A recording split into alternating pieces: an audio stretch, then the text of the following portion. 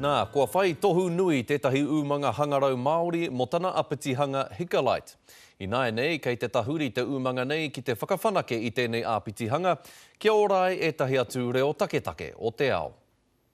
Karanga mai kia, mātou katoa. He pūmanawa reo Māori i tohua ki te tohu rangatira i te pōtuku taonga Ipurangi o Ahitereiria me Aotearoa mo tēnei tau.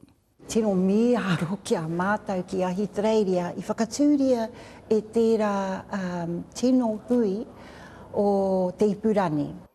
He kura tēnei nā tāmati, he taonga i whakairohia e ia kia haumanua noa i te reo Māori. Ka whiriwhiria e koe tō hia rerenga kupu, rerenga kōrero, i rungi i tō reo Māori. Ka whakawhiti ki tō reo e hia ana e koe. I tēnei wā, kua whakaputahia te Hikalight, e whakamahi ana i te reo Ingarihi. Ka hangaia ētahi atu pūmanawa reo Māori e pā ana ki te ao Pākihi, te mahi tāpoi me te mātauranga hoki. Hioi, ko te whāinga nui kia whauwhina atu te nui noa ake o ngā reo taketake o te ao. Kia tipu ake wa tātou tamariki mokopuna. I roto i tērā whakaaro, ai!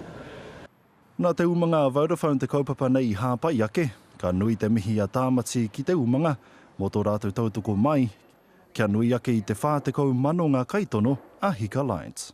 Kei wainganui te whānau o Hika, i wainganui a mātou ko Vodafone, tino kaha tēnā hononga. Hei tā tāmati me matāra te motu mo te pūtanga mai o tētahi pūmanawa hau a tērā tau. E o ku rangatira.